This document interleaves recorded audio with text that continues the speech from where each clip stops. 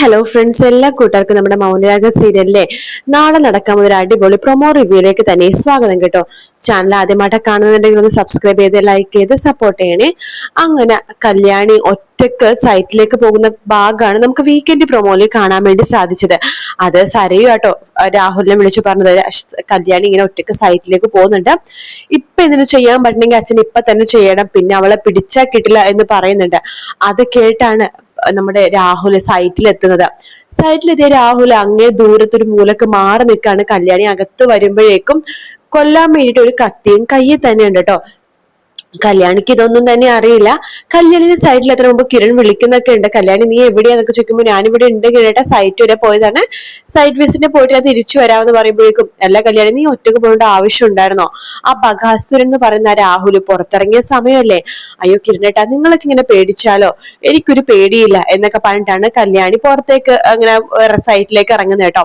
അപ്പൊ ഡ്രൈവർ ഇങ്ങനെ ചോദിക്കുന്നു ഞാൻ കൂടെ വരണോ? വേണ്ട, താൻ ഇവിടെ നിൽക്കുക, ഞാൻ ഇപ്പൊ തന്നെ വരാം, ജസ്റ്റ് ഒന്ന് നോക്കിയിട്ട് ഇന്റർ ഡിസൈനൊക്കെ പറ്റിയ സംഭവങ്ങളൊക്കെ ജസ്റ്റ് ഒന്ന് നോക്കാനായിട്ടാണ് എന്ന് പറഞ്ഞിട്ട് കല്യാണി അകത്തേക്ക് കയറാണ്.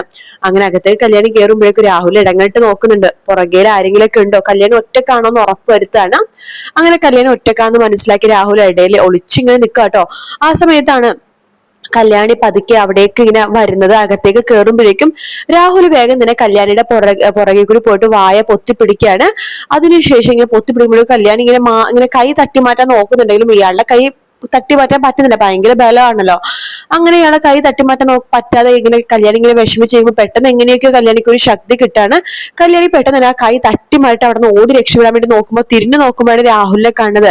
നിങ്ങളോ എന്ന് ചോദിക്കുമ്പോ അതേടി ഞാൻ തന്നെയാണ്, ഇന്ന് നിന്റെ മരണം സംഭവിക്കാൻ പോവാടി, നിന്റെ അമ്മ മരിച്ചപ്പോ നിനക്ക് വരാത്ത വിഷമമായിരുന്നല്ലോ, നിനക്ക് അമ്മ മരിച്ചപ്പോ ഭയങ്കര സഹിക്കാൻ പറ്റില്ലല്ലോ, നിന്റെ അമ്മേനെ ഞാൻ കാണിച്ചു തരാം, നീ മരിച്ചു കഴിയുമ്പോ പരലോകത്തേക്ക് പോകുമ്പോ നിന്റെ അമ്മയും അവിടെ ഉണ്ടാകും എന്ന് പറയാണ്. എന്നിട്ട് അതുകൊണ്ട് ഞാൻ നിന്നെ പെട്ടെന്ന് തന്നെ പരലോകത്തേക്ക് അയക്കാൻ വേണ്ടി പോകുക എന്ന് പറഞ്ഞിട്ട് കയ്യിലെ കത്തി എടുത്ത് കല്യാണിനെ കുത്താൻ വേണ്ടി പോവാട്ടോ. കല്യാണി അവിടെ നിന്ന് ഓടി രക്ഷപ്പെടാൻ വേണ്ടി നോക്കുമ്പോഴേക്കും രാഹുലും കല്യാണിന്റെ അടുത്തേക്ക് ഓടണം. പിന്നെ ഇപ്പൊ കല്യാണിക്ക് എവിടെ നിന്ന് പോകണ്ടേന്ന് അറിയില്ല, കാരണം പെട്ടെന്ന് എവിടെയും ഓടി രക്ഷപ്പെടാൻ പറ്റുന്നില്ലല്ലോ. മുറി പോലത്തെ സംഭവത്തിൽ കല്യാണി കുടുങ്ങി പോവാണ്.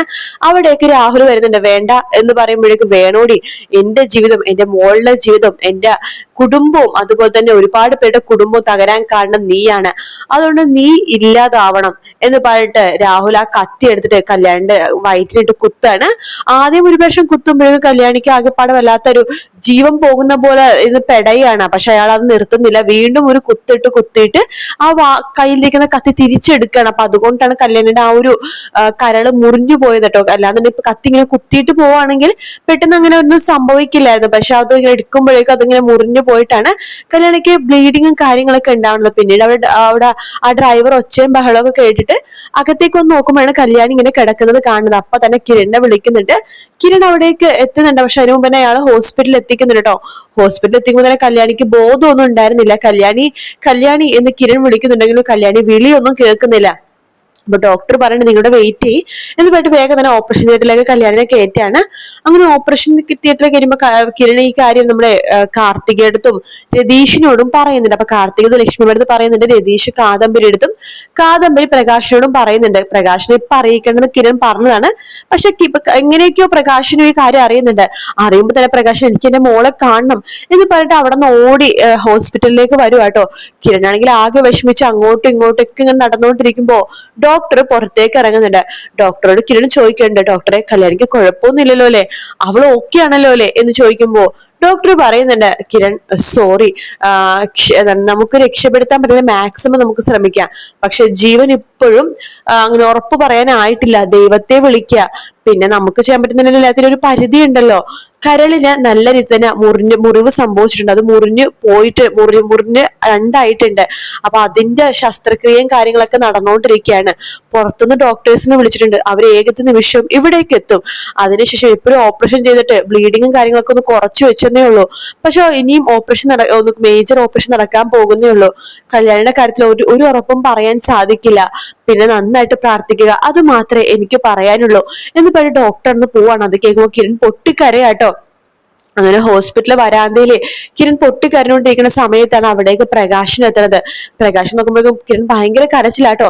പ്രകാശൻ വേഗം കിരണിന്റെ അടുത്തേക്ക് വന്നിട്ട് മോനെ കല്യാണിക്ക് എങ്ങനെയുണ്ട് എന്ന് ചോദിക്കുകയാണ്. പ്രകാശൻ ഒന്നും മിണ്ടുന്നില്ല. വീണ്ടും വീണ്ടും പ്രകാശൻ ചോദിക്കുകയാണ് മോനെ പറ മോനെ എന്റെ മോൾക്ക് എങ്ങനെയുണ്ട് എന്ന് ചോദിക്കുമ്പോ ഒന്നും പറയാനായിട്ടില്ലെന്നാണ് അച്ഛ പറഞ്ഞത്. എന്റെ മോൾ എനിക്കൊന്ന് കാണണം കിരണെ. ഇപ്പൊ ആരെ അകത്ത് കയറ്റി വിടില്ല. ഇപ്പൊ അവിടെ ഓപ്പറേഷൻ തുടങ്ങാൻ വേണ്ടി പോകാണ്. അപ്പൊ അതുകൊണ്ട് ആരെ അകത്ത് കയറ്റില്ല. അങ്ങനെ പറഞ്ഞ എങ്ങനെ ശരിയാവും? ഞാൻ വിളിച്ചെന്റെ മോൾ എഴുന്നേക്കും. കിരൺ കയറി കണ്ടായിരുന്നോ? ഇല്ല അച്ഛ, അവൾക്ക് ബോധം തെളിയുന്നില്ല. അവൾക്ക് നല്ല രീതിയിൽ മുറിവ് പറ്റിയിട്ടുണ്ട്. ആര് പറഞ്ഞു? ഞാൻ വിളിച്ച അവൾ എഴുന്നേക്കും എന്ന് പറഞ്ഞിട്ട് പ്രകാശൻ അവളുടെ ഡോക്ടർമാർക്ക് പോലും ചോദിക്കാതെ അകത്തേക്ക് കയറി പോകുവാട്ടോ. ആ സമയത്ത് കല്യാണി അവിടെ കിടക്കണം കാണുമ്പോൾ പ്രകാശൻ ആകെ തളർന്നു പോവുകയാണ്. കല്യാണി മോളെ മോളെ എന്ന് പറഞ്ഞിട്ട് വിളിക്കുന്നുണ്ടെങ്കിലും കല്യാണി എഴുന്നേക്കുന്നില്ല. പ്രകാശൻ കല്യാണിയുടെ കൈകൾ പിടിക്കുന്നുണ്ട്. എന്നിട്ട് പറയുന്നുണ്ട് മോളെ ഞാനാ മോളെ വിളിക്കുന്നത്, നിന്റെ അച്ഛനാണ്. നോക്ക് നിന്റെ അമ്മ എന്നെ വിട്ടു പോയിട്ട് അധികം നാളായിട്ടില്ല. ഇനി നീയും കൂടി ആ രീതിയിൽ പോവല്ലേ മോളെ, എനിക്കത് സഹിക്കാൻ പറ്റില്ല. ഇതേ ഈ പ്രകാശ് ഇവിടെ വെച്ചിട്ടൊരു സത്യം ചെയ്യാണ്. എന്റെ മോൾക്ക് എന്തെങ്കിലും സംഭവിച്ചാലോ, എന്റെ മോൾക്ക് എന്തെങ്കിലും പറ്റിയ പിന്നെ ഈ അച്ഛൻ ജീവനോട് ഉണ്ടാവില്ല. എന്തിനാ അച്ഛൻ ജീവിക്കണത്? എനിക്ക് 3 മക്കളുണ്ടെങ്കിലും നിനക്കറിയാലോ ഞാൻ ദ്രോഹിച്ചത് കഷ്ടപ്പെട്ടത് നിന്നെയാണ്. നീ ഉള്ളത് കൊണ്ട് മാത്രമല്ല നല്ലൊരു മനുഷ്യനായത്. അതുകൊണ്ട് നീ ഇല്ലാത്ത ലോകത്ത് എനിക്കും ജീവിക്കേണ്ട മോളെ. ഞാനും മരണത്തിന് കീഴടങ്ങും. അത് മാത്രം നീ മനസ്സിൽ വെച്ചോ. എന്റെ സൗണ്ട് നീ കേൾക്കുന്നുണ്ടെന്ന് എനിക്കറിയാം. പക്ഷെ നിനക്ക് കണ്ണു തുറക്കാനോ ഒന്നും പ്രതികരിക്കാനോ ഒന്നും സാധിക്കാതെയാണ്. അതുകൊണ്ട് അച്ഛൻ നിനക്ക് ഇത് സംഭവിച്ച അച്ഛനും ഇതിന് സംഭവിച്ചിരിക്കും ഉറപ്പാണ് എന്നൊക്കെ പ്രകാശം പറയാണ്. എന്നിട്ട് പ്രകാശം പിന്നെ നിന്നെ ഈ അവസ്ഥയിലാക്കിയ ആൾക്കാർ അച്ഛൻ വെറുതെ വിടില്ല എന്നൊക്കെ പറയുമ്പോഴേക്കും അവിടേക്ക് നേഴ്സ് നിങ്ങൾ എന്തിനാ ഇവിടെ കയറുത്, ഇറങ്ങിപ്പോ ഇറങ്ങ് എന്ന് പറഞ്ഞിട്ട് പ്രകാശിനെ അവിടെ നിന്ന് ഓടിക്കാട്ടോ. പ്രകാശിന് അപ്പൊ തന്നെ അങ്ങോട്ട് പുറത്തേക്ക് പോകുന്നുണ്ട്. അതിനുശേഷം പ്രകാശം ധൃതിയില് എവിടെയോ പോകുകയാണ്. അപ്പൊ കിരണിന് മനസ്സിലായില്ല എവിടെയാണെന്ന്. പ്രകാശം പോണത് വേറെ എവിടെയല്ല. പ്രകാശിന് അറിയാം ഇതിന് പിന്നിൽ സരയുക്ക് നല്ല പങ്കുണ്ട്. കാരണം സരയു അറിയാതെ കല്യാണി എവിടെയാ പോയെന്ന് ബഗാസുരന് എങ്ങനെ അറിയാനാണ്? അതുകൊണ്ട് തന്നെ ഇതിന് പിന്നിൽ സരയു ആണെന്ന് മനസ്സിലാക്കിയ പ്രകാശൻ സരയുവിന്റെ അടുത്തേക്ക് പോവാണ്. എന്നിട്ട് സരയുനോട് ചോദിക്കുന്നുണ്ട് നിന്റെ അച്ഛനാണ് എന്റെ മോളെ കുത്തിയതെന്ന് പറയുമ്പോഴേക്കും അയ്യോ കല്യാണിനെ കുത്തിയോ, ഞാൻ അറിഞ്ഞതേ ഇല്ല എന്ന രീതിയിൽ സരയു ഇങ്ങനെ പറയാട്ടോ. പ്രകാശം മനസ്സിലായി സരയുവിന് വേണ്ടിയിട്ടാണ് ഈ രാഹുൽ ഇങ്ങനെയൊക്കെ ചെയ്യണത്. അതുകൊണ്ട് തന്നെ പ്രകാശൻ ഒരു കാര്യം മനസ്സിലാക്കി. സരയുവിന് എന്തെങ്കിലും സംഭവിച്ച അയാൾക്ക് നോവും. അച്ഛന് നോവണത് എത്രമാത്രമെന്ന് അയാൾ പറയട്ടെ. ഇത്രയും നാൾക്ക് സരയുവിന് വലിയ അപകടവും കാര്യങ്ങളൊന്നും പറ്റിയിട്ടില്ലല്ലോ. ഹോസ്പിറ്റലിൽ മാനസിക രോഗമായിട്ട് 2-3 വർഷം അഡ്മിറ്റ് ആക്കിയിട്ടുണ്ട്. അല്ലാതെ സരയുവിന് വേറെ ഒന്നും കാര്യമായിട്ട് പറ്റിയിട്ടില്ല. അതുകൊണ്ട് തന്നെ പ്രകാശം വിചാരിക്കുകയാണ് എന്തായാലും താൻ മരിക്കുന്നതിന് മുമ്പ് സരയുവിനെ കൂടി ഇല്ലാതാക്കും. അപ്പോഴേ രാഹുലിനെ കൊല്ലില്ല, പക്ഷെ രാഹുൽ നീറി ചാവണം. അവന്റെ മോളുടെ അവസ്ഥ കണ്ട് അവരൊരിക്കലും സന്തോഷത്തോടെ ഇരിക്കാൻ പാടില്ല. അതിനു വേണ്ടി നമ്മുടെ പ്രകാശൻ സരയുവിനെയാണ് തീറ്റിക്കാൻ വേണ്ടി പോകുന്നത് കേട്ടോ.